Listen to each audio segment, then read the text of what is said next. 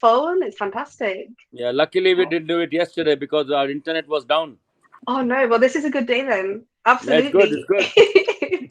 So, Cyrus, welcome for joining me on Naughty Bites podcast. Thank you very I, much. I'm so excited to have you here. But I have to ask you one question. My podcast is called Naughty Bites. Yeah. What is your go-to secret salty or sweet treat you eat secretively away from your family?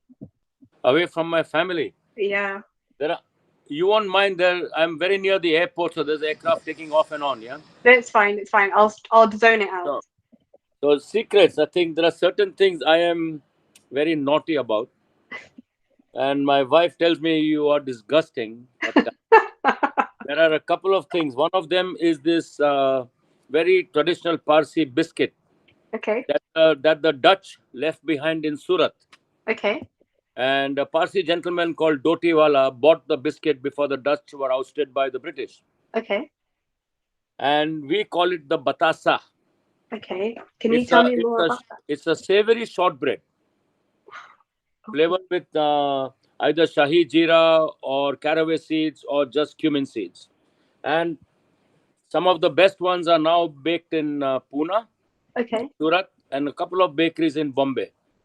Now, Oh, if anybody brings those, my sister knows when she's coming next month to see me, there'll be at least 8 or 10 packets in her bag, and and I won't share them. So I eat very oh, early that's in the morning. funny. My wife asked me just 2 days ago, where are the batasas that your sister sent? I said there are two left. If you want, get one. Keep one for me. Oh, that The, makes me laugh. the other thing You, is that I grew up as a child in Rajasthan in my mama's my maternal uncle's home. okay. So I was highly asthmatic, and Bombay climate didn't suit me all the time. Yeah. And there in winter is a particular brittle called gajak. Now, gajak is made in many parts of India, but nothing is as good as the gajak from our town, Nimach, Okay. which which is one of the biggest peanut growing and sesame seed growing regions in the country. Yeah. And gajak is a brittle which is made very different. It's not just a brittle. It is the sugar and the peanuts and the sesame seeds when they're cooked together. There are Mm. specialist people who handle this hot nougat, Okay. and they bang it against a wall which has a big marble slab on it Oh my till the goodness. peanuts and the sesame seeds are completely crushed inside. And with Wow. every hit, there's air incorporated. And when you set it, it sets in layers. Now Oh that wow. is my all-time favorite sweet thing in the world. And when I get it, you can see me 2 in the morning hiding and eating a small piece. I am Oh my goodness. I am so sorry today that I never let my children develop a taste for it because I was too greedy. So far away, I would not want to share it with anybody. That makes me laugh because in Vadodara, um, there's a famous. I don't know if it's from there, but I've never seen it in Nosari or that part of like Surat. But there is. I love Patra. Like I Yeah, love it. But it's they on my menu. do. Oh, I'm obsessed with it. But Vadodara do one that's crispy fried Patra, and Yes, it's like the texture of brittle, and I literally get a bag sent, and yeah. that's my one of my other treats I do love because you can't buy that anywhere in the UK. Like it's not a thing, and whenever the family go to India, they do send it across. My mum used to make excellent patrel. We call it patrel from patra. And you slice it thin, Yeah, you crisp fry it in a frying pan, very little oil. And that is the most amazing thing. It's always had with chai, with tea. yeah, that's how I So have mine. from next week. Oh, And I'm serving it on a bed of spicy tadka dal. And it's topped with crispy fried rings of patra. okay. If I was with you, I would just get fat because I'll just be eating everything from India. But like, I missed this. I've not had this for years. Oh, Yeah. that's amazing. Okay, so when I did a bit of research about you, a lot of things stood out for me, and I was just in awe over your experience. You're a restaurateur, educationist, author, entrepreneur. The list is endless. But in the recent weeks I've got to know you, you're so down to earth, and you're so curious, and you're like an encyclopedia of India's history and facts. And just by my surname, you were like, right, you're Gujarati. But the Fernandez side, is it the Portuguese? Is it this? Is it this? And I was like, no, it's my husband's surname. I'll put it in the mix. But what I want to know is, why are you called the Javi Master? A Chavi master. Where did Yes, you pick that one up from? you told me, and I was like, I'm gonna include this. So Oh boy. Well, you have to ask my friends, because if our friends have been quiet for too long, I have to wind them up to start an unnecessary conversation or to get somebody into the thick of it. And I'm known to be very famous for that, including with my staff. okay. I wind one or two of them up and I disappear from there. And I see the fireworks and then I enjoy that. I come back, calm it all down. But I do that with my relatives and my friends all the time.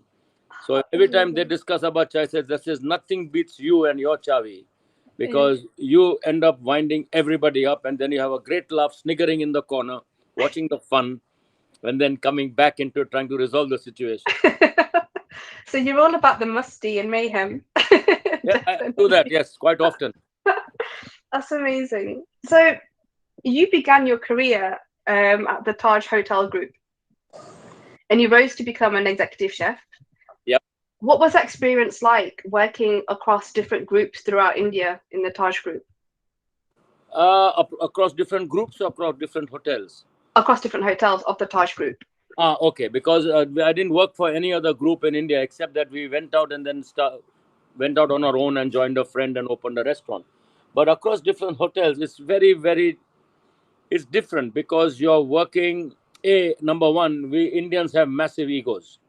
Okay, and that's a big problem with Indians. Working with Indians is trying to battle against egos. And I decided that I will never have one. I have an ego, but I'm never going to let it interfere with things because I need to be at ground level at all times. Because I alienate myself from people and I'm a people person. I cannot live without people. And so within the group, when you're moving from place to place, you understand each one, because I must have been a threat for some of them. Okay. Okay, because I'm naturally inquisitive. I will try and better myself all the time if I can. And I pick up things very quickly. Okay. And that creates a problem for someone like me, because others don't like that. Okay. They don't like that. And but when I actually was transferred to Goa, and I presume that being part of our Taj group, they would be much easy to manage to handle a kitchen and other things. Little did I know that I was being thrown into the deep end, Okay. where the storekeeper perhaps didn't even know what good quality noodles were, for example. And the kitchen team were not used to a monster coming in and wanting 100% hygiene and cleanliness all the time. Okay. And then wanting to evolve the menu constantly. So bring other people in, bring ladies in, because women in India have the maximum food knowledge that we chefs will never learn. Mm. We will never know. It will die with those women. And I'm Yeah. very curious to get as much as I can out of them, particularly Gujarati women, for example, because they don't share their secrets. And They they're the best, don't. They they're don't. the, and they're the best cooks in the world. They're the best in the world. So according to me, the Gujarati woman sits right up there, because her skill levels are just phenomenal. Mm. But so that was a very difficult few couple of years for me till people understood who I was, where I came from, and things developed. So, for example, for no reason at all, whilst with the Taj Group, I started a farm. I Wow. started a piggery. I thought that maybe there's so much food being wasted, we should breed our own pigs because they will eat Mm. that food, and then we can have our own pork, etc. I Wow. built a poultry farm. We had 5,000 chickens. Oh my God. We had a horticulture, so every time we came to Europe, I took loads of seeds back, and we had a Wow. beautiful nursery with lots of plants and herbs and everything else. And so it just went on and on and on, and it upset a lot of people. And as soon as I left the company, the person who took over destroyed and killed everything instantly, because he said, "I don't want that responsibility. I'm going to kill it." So everything Okay. shut down one by one. It all shut down. So it must have been seething in the hearts of people. So yes, it's one of those issues. You do Yeah. upset people. On the flip side of that, the knowledge I gained from those experiences are life life giving knowledges. Okay. It enriches you so much. Mm. You work with one of the laziest people around, which is the Goan people in short. Very lazy, very Portuguese influenced by way of that sossegado, what the Portuguese call easy going life. To get work out of them, to be productive, very difficult. And you learn all that along the way. Mm. So every experience has its own magical little kick to it. And I think I had some of the finest people in the world to work with, Okay. and very loyal, very good. Eventually, everybody understood the kind of idiot I was, and because that's the way I am. Okay. So yeah, you learn. But every time I traveled within the group and I went somewhere else to do something, you could see the heckles rising on the backs of the chefs over there. Yeah. It's curious you say that. Like, I've gone to India many times, and I always felt at home in Gujarat. Maybe because my family are from there and they settled there, etc. But I think you I always see women working. And I remember I would have been about 12, and my grandmother said to me about Anita, you're going to milk the cows. And I'm like, really? And she said, you're going to milk the cows, you're going to have your milk, you're going to get the chicken, the eggs from the chicken, and you're going to need cow dung with hay for the fire fuel. So, Yeah, when you have the sugri outside, I yeah, was doing that. So my grandma was like, you need to learn to appreciate everything nature gives you and how to use it in case of an emergency, but also to understand the Gujarati way of life as well, yeah. like how people live. Fantastic. Um, and it was a really good experience for me. Um, but that woman, God bless her, like you said, she never shared her secret. She taught me how to cook, but it was never the same. Like never the same. And I remember she used to grow Spanish spinach in her garden. And whenever I'd go there after university, she'd make me patras, like I said, it's my favorite. I don't know how she'd do it, but she would do the same thing. Steam it and then cut it and then fry it with a little oil, sometimes with sesame seeds. And it was like magic on a plate. And I was like, how did you do this? She's like, just the hand. It's just how you do it. Just watch me. And it was never the same. But I think those women worked so hard Yeah, and knew everything and anything about food. Like you would ask them something, they would tell you. It was just even seasonal things as well, what to use and when to use it, and not to have it all year round, which is what I loved about them women. yep. Um, but so you worked in the Taj group. Did you have any sort of mentorship from anyone that was higher up or someone that you wanted to learn from specifically? Very, very, very pertinent question, actually. And I've been asked that question a few times before. I actually had no mentor. Okay. Many a times I felt my boss hated me, okay, because he was always after me, Okay. always. And maybe that did me a lot of good. It did me a lot of good without him understanding or realizing it, because of the kind of push I got. I learned a hell of a lot more than most other chefs did, Okay. and which benefited me. But there was nothing that existed in India to talk about mentorship. After I became an executive chef, we had a new director of human resources, a gentleman called Mr. Mahesh. Okay. He he was South Indian, of course, but he Oxford graduate, went to management school at Cornell, and he thought that the Taj needed a shift in policy about teaching its managers how to manage better and Okay. what one needs to do to understand your people, your staff, appraisals, whatever else. And that is the first time somebody actually ever came and told us what is right and what is wrong. But Mhm. it also has to apply to your present circumstances. Okay, that's one thing. And there was an institute called ICAR, the International something of Management Research or something like that, that gave us the certificates to get involved in this program. But by and large, it was a typical management that you had to learn on your way up. You learned on your way up. There were very few people you looked up to. You aspired, maybe, And when people ask me, did you know where your career would go? I said, no, because we were never told where we would go. We were Okay. never told to aspire. It was not, you didn't join the hotel to think I'll be executive chef one day, because nobody left the jobs in those days. Today, there is a million opportunity out there. So people keep Mm. moving jobs. In those days, you got stuck in one job. And the people I worked with had given 30 years of service, 35 years Wow. of service to the company. And you realize that I'm not going anywhere. But then the company started to grow and it started to have new hotels. So Goa opened up, Madras opened up, Udaipur opened up. And then people from the main hotel were moved. Okay. And that's how everyone grew. And that's how I grew, perhaps. So that was the one thing. But you always met somebody whose points you liked. And you always met people along that whole management structure, which was, I would not say that it was great. It wasn't well structured. It was how you knew and who you knew within the senior management to get to where you wanted to be. If not, someone like me who didn't bother about that took a longer time to proceed and progress. Okay. But So, yeah, go on. no, no, no, continue, continue.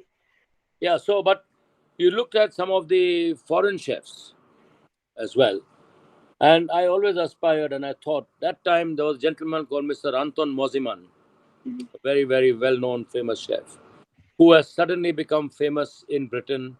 He became the chef of the Dorchester Hotel, and things changed.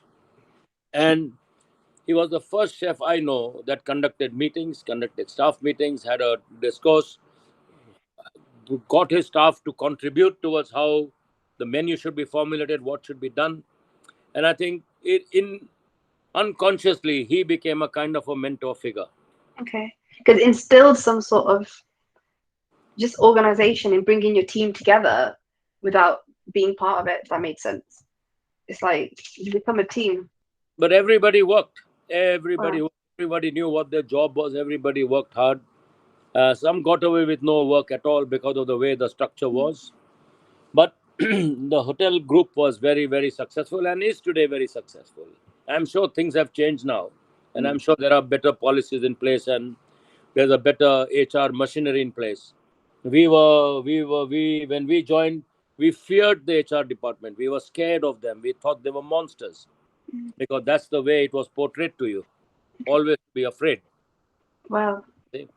It's curious you say that. I think coming from an like again South Asian family, you were right about egos. Um, Everyone has to do better, and you don't want to disrupt that. But also as well, you're always scared to like, when you have the elders, you don't. We were always taught you don't speak to the elders unless you're spoken to, and you were like, okay, okay. But now I look back and I'm like, I was always really inquisitive, and all my cousins say to me, "You never stop. You always ask question." I'm like, yeah, because life is so short, and unfortunately, it is short.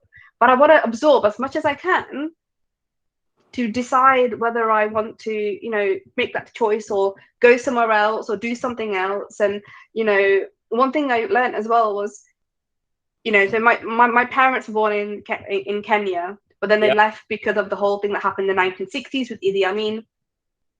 But then I remember many years ago having a discussion with my cousin say, our Morning. grandparents' generation traveled a lot. Our parents' generation traveled a lot, but then we settled. And I was like, but I don't want to settle. I want to try something else, go somewhere else. And in the end, I ended up in Granada.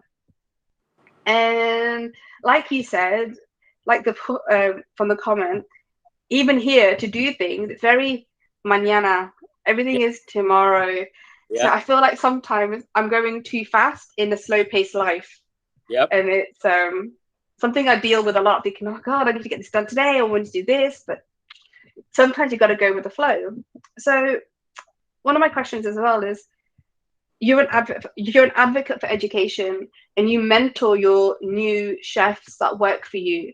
Do you think that is a result of how you started off your career, like to give opportunities to people starting out in the industry?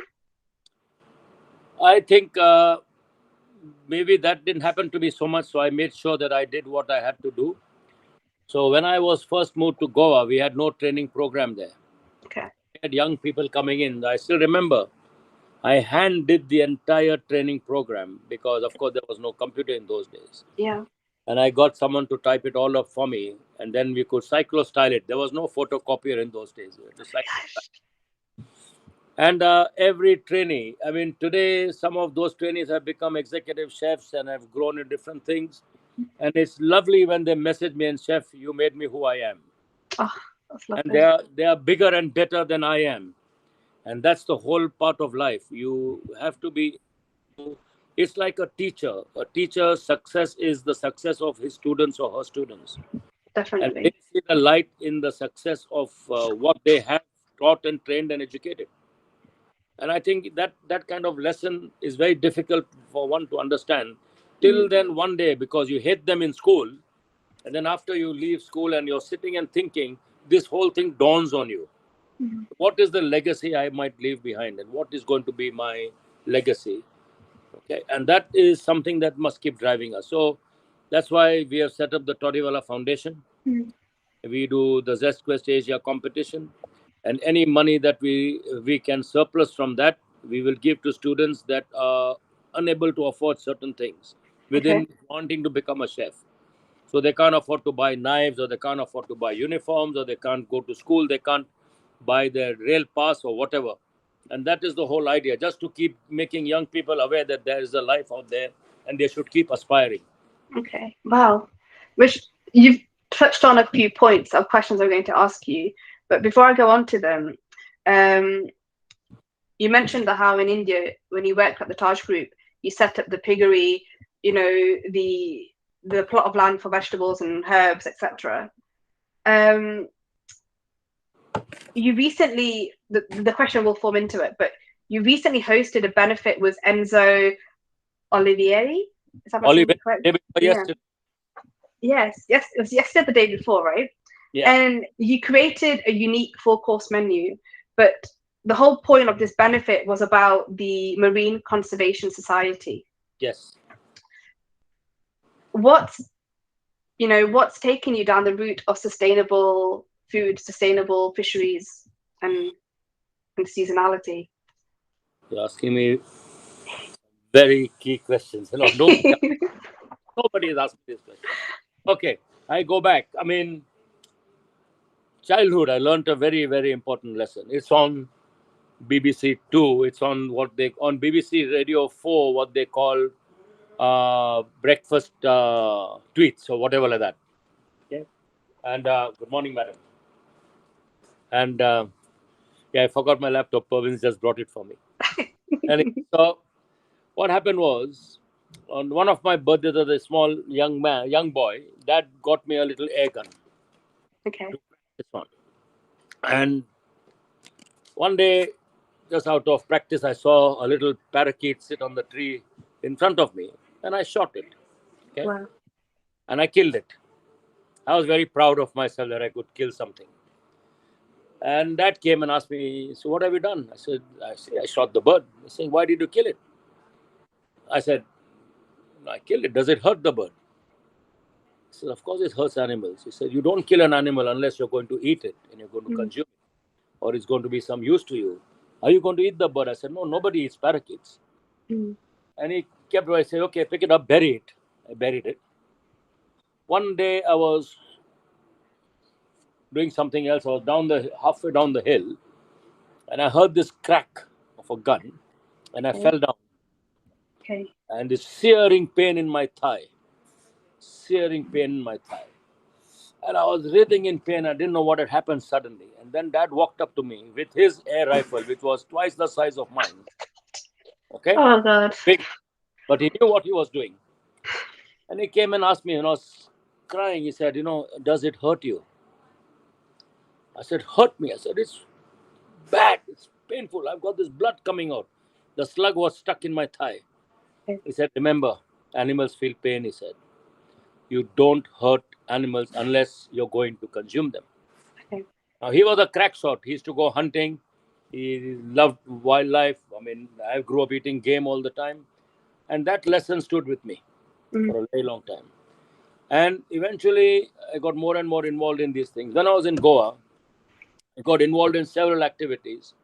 Somehow the local people thought I was an animal doctor for Okay. some godforsaken reason. And they would bring me sick animals. They would bring a snake, a cobra, a python, and pangolins and stuff like that. And I would keep them. There's an area there where I keep them.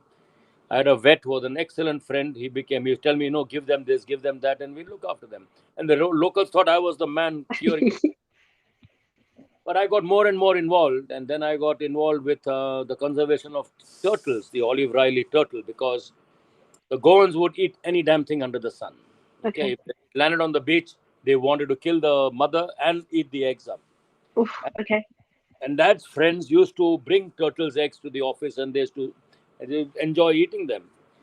And I thought, this creature, when this poor mother has traveled 5,000 miles from the Australian Barrier Reef to come all the way to Goa to lay eggs on the beach, and they could be worth something. Why should we let them die? So, after much arguments with the local people, I salvaged half the eggs and I incubated them, and they hatched.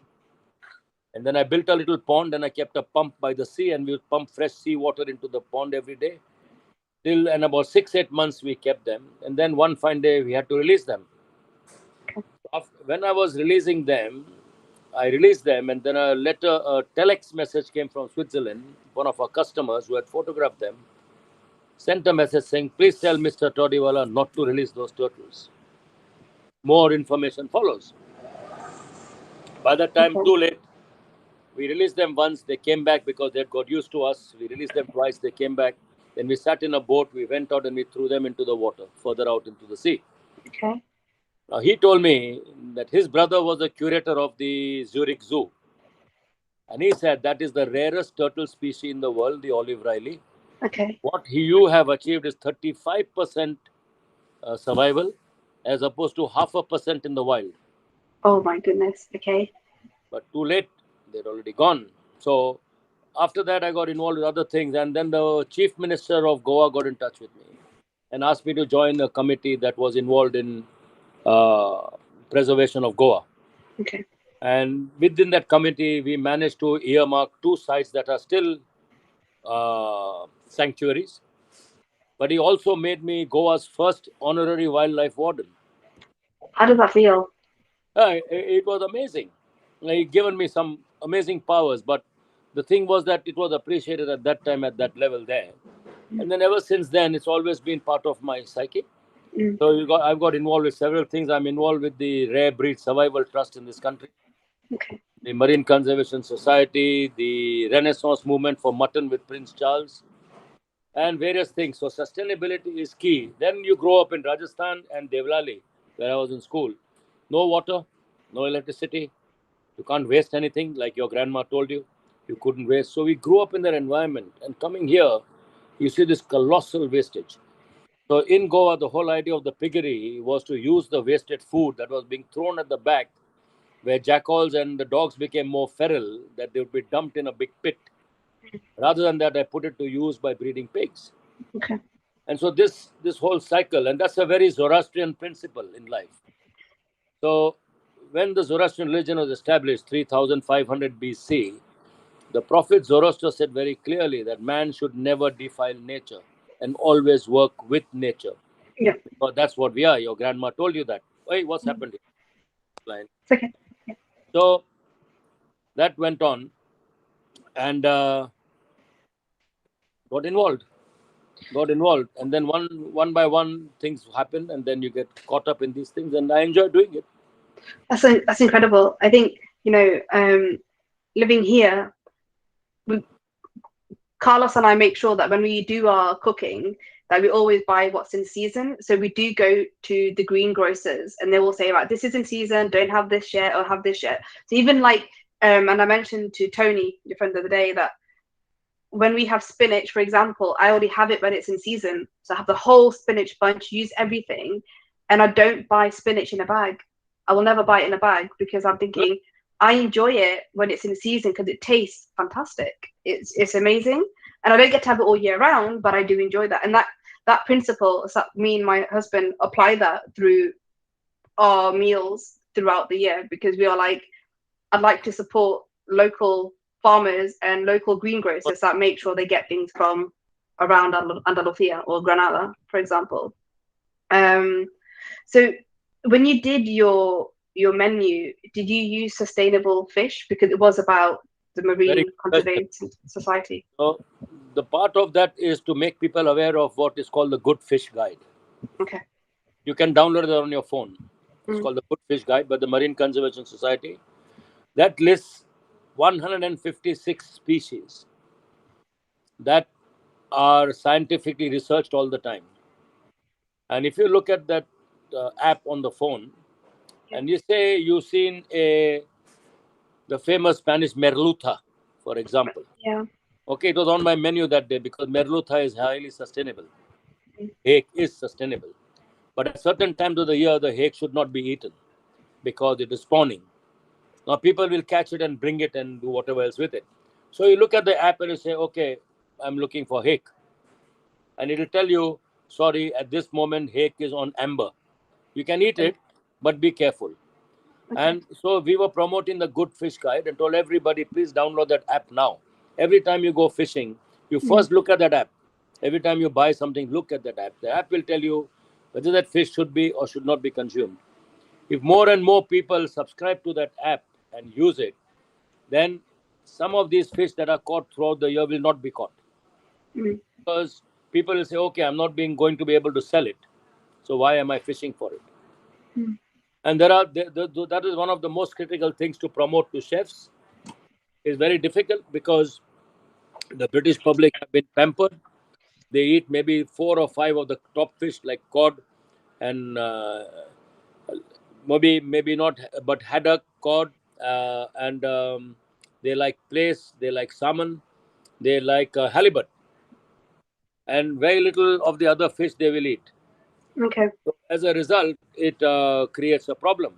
It creates a problem, and they will then. So this guide is designed to hopefully take people into a different thought process and eat what is British as well as Mm. local, but at the same time be careful on what they are wanting to eat. That's really good.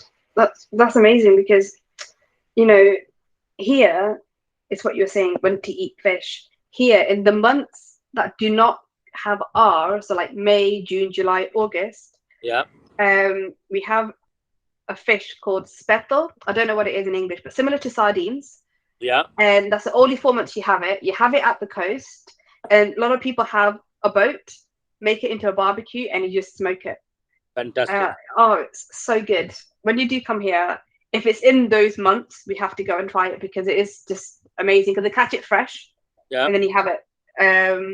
But it's curious that you say that to me. Like, the British public have been pampered in terms of fish. However, I remember when I was studying food at university, so one of the modules we had to understand food and where it comes from, and also how to debone, devein, fillet, how to carcass and things like that. And I remember when it came to fish, a lot of the people I studied with were like, it's got a face. Oh, like, and I'm like, I'm sorry, like, where do you think it comes from? And I remember they were so picky about touching the fish because they would only have it deboned, filleted, and no skin. So I'm like, you're truly spoiled, but it's so it is. important to know Yeah, that it is a living, it is alive, is living, it's there for our benefit, for enjoyment, but you should also appreciate what it is and how to look, like, to understand it, like clean it, appreciate it, be thankful that you have that. And it was really curious thinking, and I was thinking, why are you studying food if you can't touch a fish? And it just made me wonder that. we have a lot of customers who won't eat fish with their heads on. Yeah, but I love it. But That's all we get. Pervin, just just call Raju, please. He's been trying to contact me. Okay, fine. Okay. Ji, bolo. Yeah. And Sorry. then no, it's fine. And then so you've got, I have to ask, you've got 4 restaurants, you consult for the Tesco's finest range, you have your own company of award-winning product lines of like pickles and spices. you have, I think it's six cookbooks, I think, I more or think, less. You have quite a yeah, few. 7, yeah. How do you have time? And then you mentor chefs. You do things. You're an ambassador for many charities. How do you have time to stop and relax and recenter yourself? Like, how do you do it all? Very difficult to answer that. How do I manage? I do still manage somehow. So how? Still manage. I know there's not much time left in the day because half more than half my day goes cooking. And Okay. then by the time I get online, people get upset that I haven't responded to emails or I haven't done the certain things. That's one of those side effects of my involvement in many things. Mm-hmm. But I think I, I can't answer that question, but I do manage But you, somehow. okay. So, you've been credited for using innovative fresh ingredients um, in your approach to Indian cooking. But you're known for putting these Indian ingredients into something unexpected.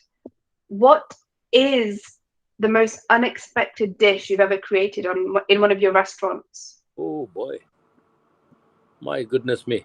Okay, so there are quite a few. Like example, as a person very involved with the charity for the armed forces, Okay. both. I mean, I'm not in the naval, but the air force and the army. We do every year a Burns night to raise money for the Army Benevolent Fund. Mhm. And in that, we use haggis in 8 different kinds of preparations. Okay, I'm Right intrigued. Yes. now, haggis is classically Scottish, and for them, there's one haggis. That's it, but not for an Indian. It has to come in different forms, and to make it more exciting, make it more enjoyable, and make it more how would I say edible across the taste buds of people. Okay. Because even a lot of British people are a bit repulsed with haggis sometimes, or the sheer mention of the word haggis, because it's got a funny name. You can't help it, and that's one of those things that we turn around all the time. And there are many other things. Of course, the British would think that we Indians don't eat game because most of us are vegetarian for some reason. Mm. But they forget that the pheasant came from China, the grouse came from India, the muntjac deer, what they have here, is come from India. And a lot of game was brought across into Mm. this tiny island, which didn't have all those game at one time. And so to cook that and then present it to people in a very Indian kind of way is something that at one time was not accepted by people. Now the diners understand that Mm. it's there, and you don't only have to eat something which is roasted.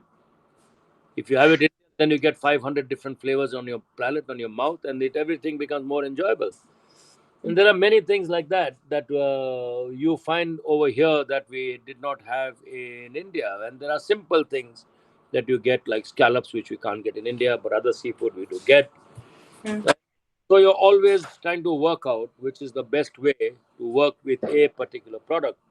Okay. So hopefully we are filming next week, and on that they have sent me some wild boar and Oh, some I love barbel. yeah, but forgetting that that's the most common animal that the government allows you to kill in India is the wild boar. Mm. Very much part and parcel of much of the food around some rural areas, which of course the city people never get to eat or taste or want to eat even. Yeah. And so that's something that we'll be working on, hopefully adding more taste and more flavor and making the Americans aware that you can change things rather than cooking it one basic smoking barbecue, Yeah. and mixing it with these barbecue sauces that they're so popular or they are so engrossed or enamored with, all Mm. the time. Yeah. Because I think Indian food it's one of the misconceptions that I come across living here. When you say Indian food, they go, "Oh my God, it's so spicy," and I get really frustrated by that because I'm like, no, Indian food can be spicy, but it's so flavorful because you get sharp, cooling, hot, heat, all in one mouthful, in one bite. That's so, but it's the way you do it. And I'm trying to teach that to people here, and it's so difficult because I think they're just blind to accepting that Indian food can be so colorful and flavorsome without having heat. And there are other ways to use it apart from having it with coconut. And I think a lot of people just prefer their korma here because that's the spiciest of what they can have. But I'm like, That it's was very, so. very similar in Britain at one time. Very, Mm, very similar. They confuse spice with hot. mm, That's the first problem. Spice is different to hot. Hot is caused by chili. yeah. Spice is caused by the addition of spices which are colorful, which are flavorful, Mm, which have a zing, but not necessarily the heat that upsets you. yeah. So it is a common feature. It's nothing new. It's always constant. It happens all the time. Mm, And lots of people here refuse to move from certain, you know, certain fixed ideas in their minds. They come to a restaurant, they see things on the menu they're not familiar with, they'll walk away from the menu. yeah. It's true. It's a shame. I think it's again like an education into other cuisines, and I think it's difficult because it involves a lot of work and patience as well. Which leads me on to I recently had Tony on the podcast, and he's your other half of the Spicemen. Yep. And I mentioned to him that the energy between you was so eclectic and contagious in a very good way because you both very have a fantastic sense of humor. Um, what was it like filming with him to awaken Britain in the pursuit of versatility of spices? How was that? I think it was a great experience. In the first place, my greatest experience was trying to understand how Tony speaks. Okay? Yeah, super strong Scottish accent. Still struggle with that a lot. We speak a lot all the time. We'll be on Saturday Kitchen next week together. Oh, Not lovely. this Saturday, the following Saturday. I know I'll just laugh because half the words he will swallow, I won't understand. But we'll have a good time. And the most that was fun. Number two is trying to understand him, is and how he works, because it's not easy when he is constantly trying to come into whatever you're trying to say. Okay. Okay. Initial thing is he's trying to override everything I'm trying to say, and then you get to understand this man that he just can't help himself. He is like that. Okay, it's not that he is trying to be one up or one better, but that's his nature, that's his style, and he Yeah. just won't stop talking. So then I learned afterwards, towards the middle of the series, I said, "Just chef, hey, give me a chance to talk." I said, "Just shut up for a minute," and then yeah, he would climb up. So I mean, working with him, he's a very, very lovely guy to work with. He's full of fun. I've not grown up in this country, so I don't understand basic British humor. And there are words that I am not familiar with because I came as a grown-up man. Mhm. I didn't grow up from. So he throws some things that I've got no clue of, and all I can do is laugh because I wouldn't understand what he was trying to say. The others will guffaw because they understand what Tony is saying. I wouldn't understand. But I think it works somehow. It tends to work, and if it's going to work, and if somebody will have us Yeah, and do another series or two, I think it'll be fun because there is so much more that we can show people. There's so much definitely. Because people. he said there could be something in the pipeline.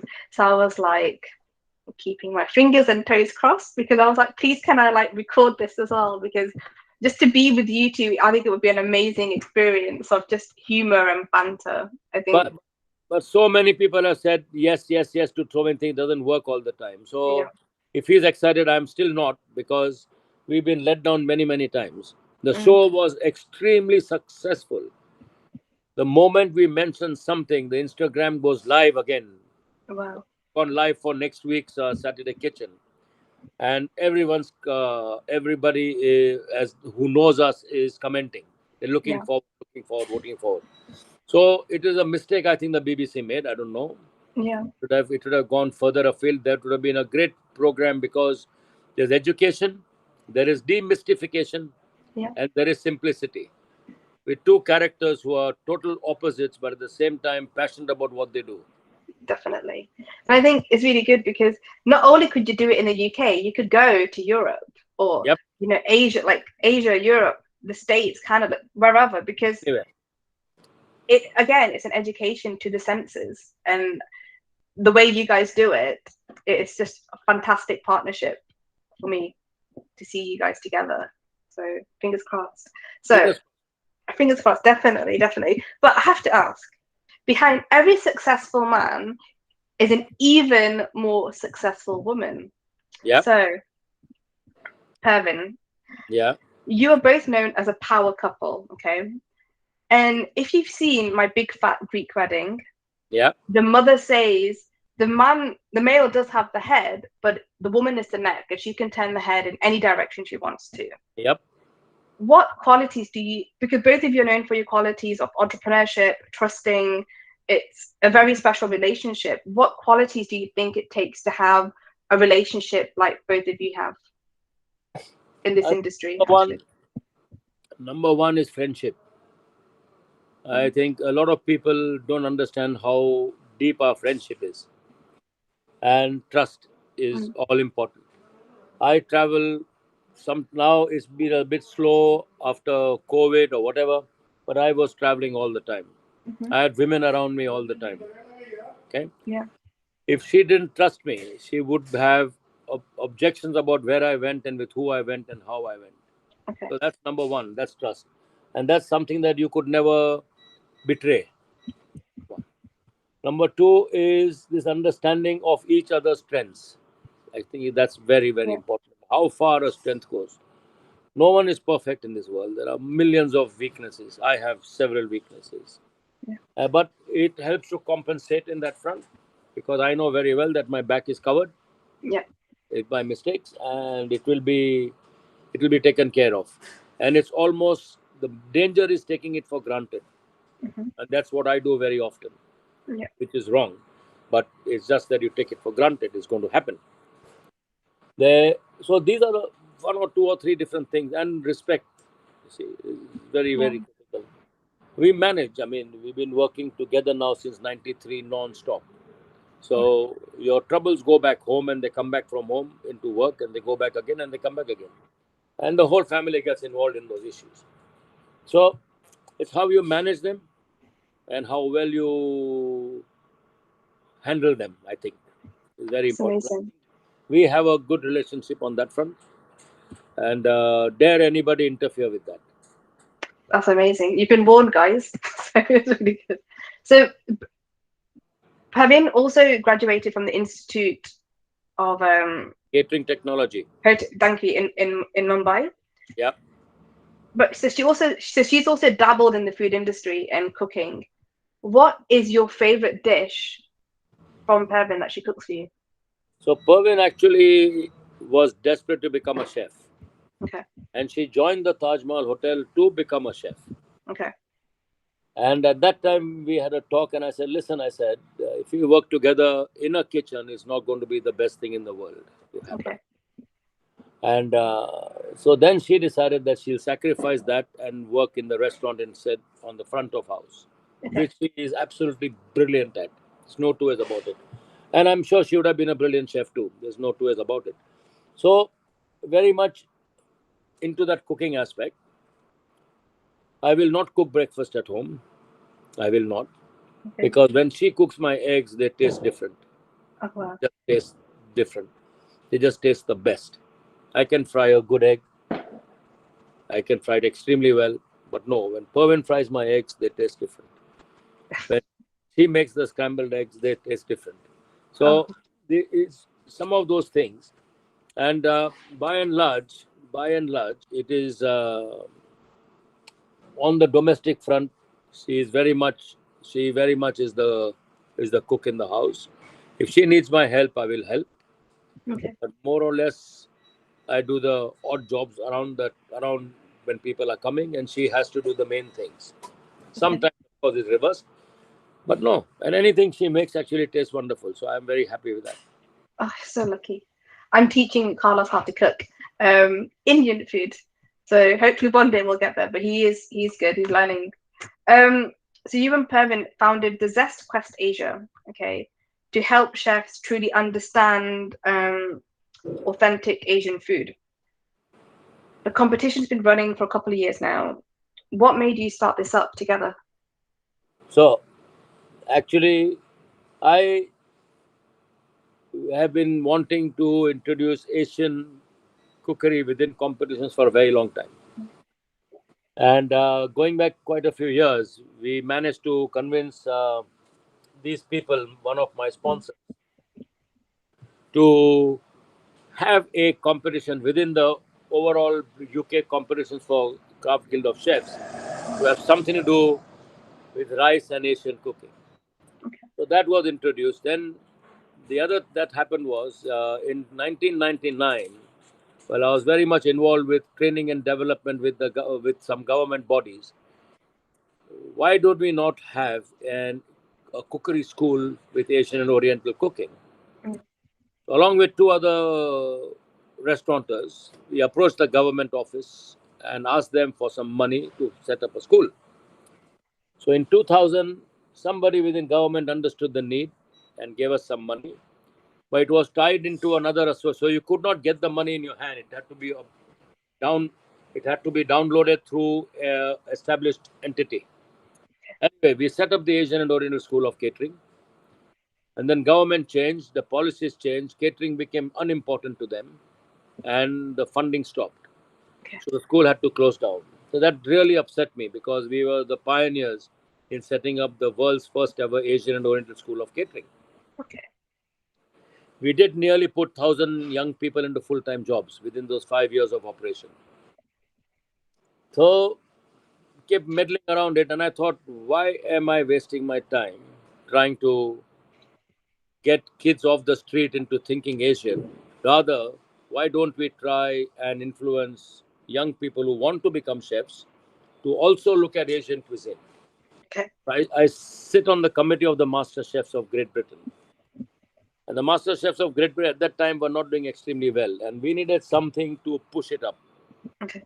So I put it forward to the committee that we should have a competition that is purely directed towards Asian and Oriental cooking. So everybody agreed. We launched it at Cafe Spice the first time. Mhm. The master chefs were, as usual, in it, not in it. Anyway, we thought we'll take it forward, we'll drive it forward. And then, since then, we have driven it forward. Okay. So it then became Zest Quest Asia, from the Junior Asian Chefs Challenge to Zest Quest Asia. It's now 10 years old, Wow. and it has become the most successful inter-college student competition in Britain today because the prize is big. Mm. Everybody's vying for it. It's a lot of work. I've got lots of things to do still, Mhm. even now. But we did a dinner last week at Loughborough College. One of the Oh, prizes wow. was for the best team was that we would go into the college and cook up a meal funded by us. Okay. So the college didn't have to spend any money on raw materials. And whatever money came in, the college would use that money for education towards the Okay. students. Pervin unfortunately couldn't make it because our chef's father passed away, so he was stuck in India. So I went alone, along with a very dear friend of ours called Sarah Hartnett, who was once voted best pastry chef in the country. Mm. And the gentleman under whose name we launched this award, Andrew Bennett, was a very dear friend, the first chairman of our judges, and he was always motivated and motivating young people. And team spirit was the most important thing. So we launched the award in his honor just last this year, Okay. and the prize was that they would come to the restaurant. We would give them a treat and give them a little demo, and then we would go back to their restaurant and then set up a dinner. Okay. So that's what happened last week. The school has raised quite a bit of money, which is very good because it's a ticketed event, and hopefully this will keep going and it might grow further. That's the whole idea. Wow. That's amazing. You actually went to Loughborough, where I'm from. So just to hear Loughborough College, I was like, oh, wow. So I haven't been back in years, but I actually grew up in Loughborough. So Uh, we did the dinner at Loughborough College. that's amazing. Oh, well, hope you had a good time though. Yeah, So, very hectic. It was hectic, but it's good. oh, so my last question for you. You are known for applying the Parsi ethos of philanthropy. Can you Sorry, explain? can Sorry, you? you're known for applying the Parsi ethos of philanthropy. Can't say that anymore. Can you explain more about that? The Parsi ethos. Mm. The first Parsi ethos is eat as much as you can because life. I'll join you there. Yeah, eat, enjoy life, have fun. But it's the three main tenets of the religion are good thoughts, good words, good deeds. Okay. The other thing it teaches is charity until death and beyond death, and happiness to those that bring happiness unto others. Mm. And these are very small, basic principles of the religion. You have to apply that because I think all of life is based around these very simplistic philosophies. They're very simplistic. There is Mm. nothing extraordinary about them. They are simple. And we bring that into the food maybe once a month when we have this thing called the Greedy Pigs Club as well. Yeah. And that's the time we get to do only Parsi food. But every Mm. time now we are changing as well. So this month is Kerala food, next Oh, month will be wow. Punjabi food, and then for the 100th Greedy Pigs dinner, it will be all Parsi food again. Oh, And wow. so uh, the whole ethos is camaraderie, friendship, love, affection, enjoyment together. Oh, So we never lovely. broke tables up. Now we have to break tables up because of COVID and people's brains have gone a little bit fussy. Mm. But we just sit them in the Parsi style, long tables, people sitting opposite each other. And Yeah. from there, so many friendships have evolved. And so many of those people have actually gone on holidays together, even. Oh, wow. And they come together for the dinner. So there's a bit of that. There's a lot of that. The other, of course, thing is to be respectful of everybody else around you and everyone's religions. Mm. And that was the philosophy of Cyrus the Great of Persia, who was the first man to introduce a human rights charter. And those are the basic principles. We go by that. We enjoy Okay. that. We love by that. And we have loads of friends we have a good banter and fun with. Oh, It's that's always lovely. about food. Oh, that's so lovely. Honestly, like you are my encyclopedia of like just facts and food related facts. It's amazing. I've learned so much from you today. It's been amazing. I have to say thank you so much for joining me today. And for all of you listeners, if you want to see more of Cyrus's work, please follow him at Cyrus Toddy on Instagram. And I can't wait to see what this year has in store for you. So thank you so much. Thank you very much. Lovely to see you. And You look too. forward to catching you in Granada. Granada. Yes, of course. We have to make a date of it. So I can't wait. I'm just going to feed you lots of food. So thank you. Have a great day. Take care. Bye. Take care. Bye. Bye. Bye.